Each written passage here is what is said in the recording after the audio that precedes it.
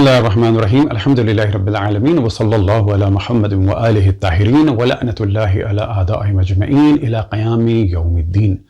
وقال الله تعالى وهو أصدق القائلين: اليوم أكملت لكم دينكم وأتممت عليكم نعمتي ورضيت لكم الإسلام دينا. تمام مسلمانوں کو عید سعید غدیر کہ جس دن دین مکمل ہوا اور عید مباہلہ کی مبارکباد پیش کرتے ہیں۔ عید سعید غدیر 18 ذی الحجہ کو واقع ہوئی کہ جب اللہ سبحانہ وتعالیٰ نے اعلان فرمایا: یا ایھا الرسول بلغ ما انزل الیک من ربک وان لم تفعل فما بلغت رسالتہ، اے میرے حبیب، جو پیغام تمہارے پروردگار کی جانب سے آیا ہے اسے پہنچا دو، اور اگر وہ پیغام نہ پہنچایا تو ایسا ہے جیسے کہ تم نے اپنی رسالت کے کام کو انجام ہی نہیں دیا۔ اور پھر آپ نے ارشاد فرمایا: من کنت مولاہ فہذا علی مولا۔ پھر اللہ سبحانہ وتعالیٰ کی جانب سے ارشاد ہوا: الیوم اکملت لکم دینکم واتممت علیکم نعمتی ورضیت لکم الاسلام دینا۔ عید سعید غدیر 18 ذی الحجہ کو ہے اور عید سعید مباہلہ 24 ذی الحجہ کو ہے، اور یہ کل ملا کر 7 دن ہیں، یعنی ایک ہفتہ۔ کیا یہ بہتر کہ اس ایک ہفتے کو ہفتہ امامت اور ولایت کے عنوان سے منایا جائے؟ لیکن یہ ذہن میں رہے کہ یہ اعلان امامت اور ولایت رسول اللہ صلی اللہ علیہ وسلم کی جانب سے ہے بحکم خداوند تبارک و تعالی، لہذا صحیح معنی میں اطاعت خدا اور اطاعت رسول اللہ صلی اللہ علیہ وسلم کا جلوہ نظر آتا ہے جب اطاعت کی جاتی ہے مولا امیر المؤمنین اسد اللہ غالب لکل غالب صدیق اکبر فاروق حوض الامت بہی یفرق بین الحق والباطل یاسوب الدین امیر المؤمنین علی ابن ابی طالب کی۔ لہذا اس ایک ہفتے میں خصوصاً ذکر کیا جائے مولا امیر المؤمنین علیہ الصلوۃ والسلام کی اور ان کے 11 خلفاء کی امامت اور ولایت کو۔ لیکن یہ ذہن میں رہے کہ ان چیزوں کو بیان کرنے سے اختلاف نہیں ہوتا، بلکہ یہ وہ موضوع ہے جس کو بیان کرنے سے اتحاد ہوتا ہے۔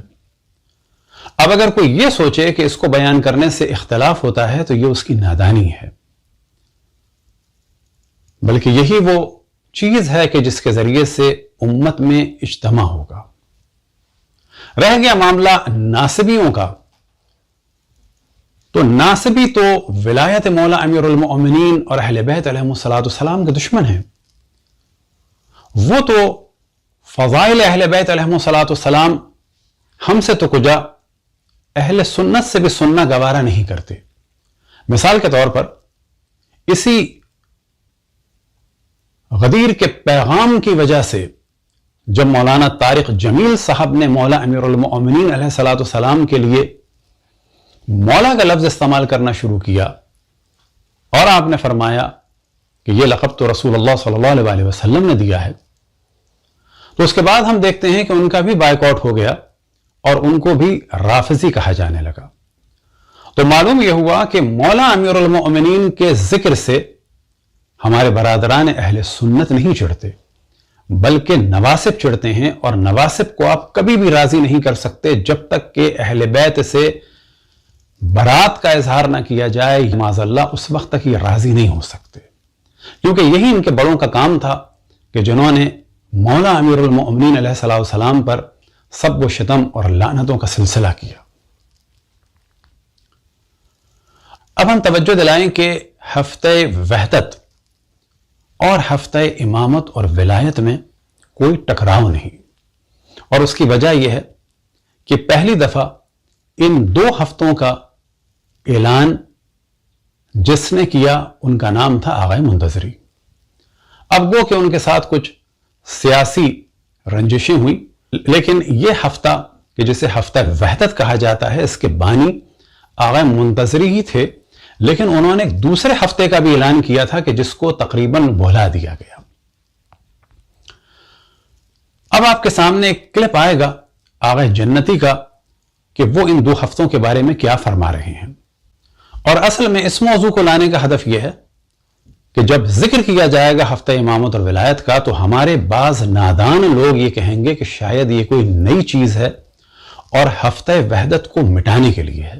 بلا شک تمام مسلمانوں کے درمیان اتحاد ضروری ہے. ہم سب کو مسلمان سمجھتے ہیں، ان کی جان مال عزت آبرو کا احترام ہے. اسی طرح سے دیگر ادیان والوں کے ساتھ بھی ہم محبت کے تعلقات رکھتے ہیں، ان کی جان مال عزت آبرو کا بھی دفاع ہم پر لازم ہے، اور انہیں بھی اللہ سبحانہ و تعالی اور رسول اللہ صلی اللہ علیہ وسلم اور ائمہ اہل البیت علیہم السلام کی جانب ہمیں دعوت دینی ہے اور ان کے کلام کو ان تک پہنچانا ہے. لہٰذا آپ آقا جنتی کے کلپ سماعت فرمائیں.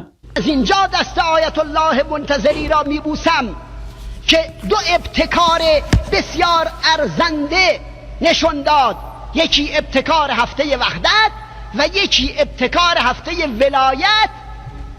هفته ولایت از 18 ذی‌حجه که روز قدیر است تا روز مباهله است. هفته ولایت را ایشون ابتکار کرد و اون هفته وحدت هر دو از ابتکارات ارزنده است، ولی متاسفانه این یکی به کلی سر بریده شد و فراموش شد و نادیده گرفته شد و اون یکی هم نیمه جانی دارد و امت اسلام باید از این پیشنهاد و از این ابتکار این مرد خوش فکر و خوش تشخیص و خوش درک جهان اسلام استقبال کند. هفته ولایت یعنی 1 هفته باید درباره ولایت صحبت کرد، 1 هفته باید حق مسلم علی را مطرح کرد.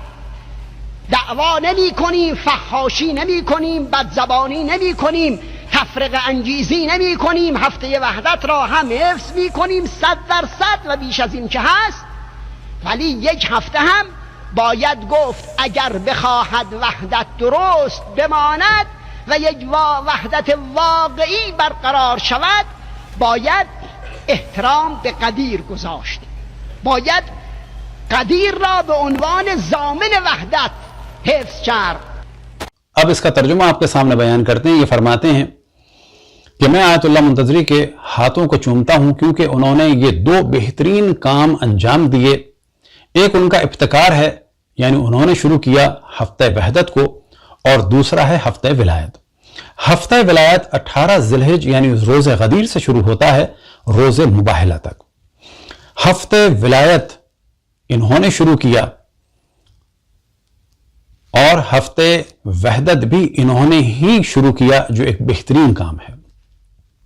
لیکن افسوس کے ساتھ کہا جاتا ہے کہ اس ہفتے کا یعنی ہفتے ولایت کا سر کاٹ دیا گیا ہے، اس کو ذبح کر دیا گیا ہے اور بھلا دیا گیا ہے اور نظروں سے اوجھل کر دیا گیا ہے. اور دوسرا ہفتہ یعنی ہفتہ وحدت وہ بھی نیم جان ہے.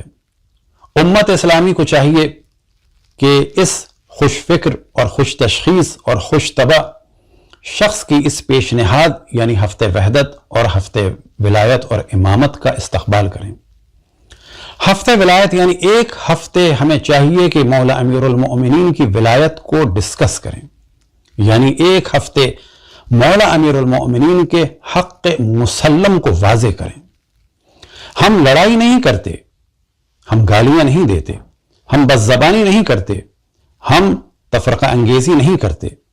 ہفتہ وحدت کو ہم حفظ کریں گے 100%، بلکہ اس سے بھی زیادہ حفظ کریں گے. اس کے بعد فرماتے ہیں کہ اگر بے خواہد وحدت درست بے مانند، یعنی اگر کوئی یہ چاہتا ہے کہ صحیح معنی میں مسلمانوں میں اتحاد ہو تو پھر یہ کہنا پڑے گا کہ ہم ہفتہ امامت اور ولایت منائیں، ایک واقعی وحدت کے جو احترام غدیر کے ذریعے سے ہو. اور یہ ضروری ہے کہ غدیر را بے عنوان ضامن وحدت حفظ کر، اور یہ ضروری ہے کہ غدیر کو وحدت کے ضامن کے طور پر اور وحدت کی اصل وجہ کے طور پر ہم اس کی حفاظت کریں. تو یہاں سے بات واضح ہوئی کہ یہ 2 ہفتے ایک دوسرے کی ضد نہیں ہیں، نقیض نہیں ہیں، بلکہ صحیح معنی میں ہفتہ وحدت جبھی ہوگا جب مولا امیر المؤمنین علیہ الصلوۃ والسلام کی ولایت کا ذکر ہوگا۔ کون سی ولایت؟ وہ ولایت کہ جس کا حکم اللہ سبحانہ و تعالیٰ نے دیا اور اس کا اعلان ہمیشہ رسول اللہ صلی اللہ علیہ وسلم نے فرمایا، نہ فقط غدیر میں بلکہ دعوت ذوالعشیرہ سے سلسلہ شروع ہوا، اور غدیر میں تو بہت بڑے پیمانے پر یہ اعلان ہوا، اور پھر عملی اعتبار سے کبھی چادر تطہیر کے نیچے ہوا تو کبھی میدان مباہلہ میں ہوا۔ اور دعا ہے کہ خداوند تبارک و تعالی ہمیں توفیق عطا فرمائے کہ اپنی اس مختصر سی زندگی میں اللہ سبحانہ و تعالیٰ کی وحدانیت، رسول اللہ صلی اللہ علیہ وسلم کی نبوت اور ائمہ اثنا عشر اہل بیت علیہم السلام کی ولایت، امامت اور فضائل کو بیان کریں۔ وصلی اللہ علی محمد و آلہ الطاہرین۔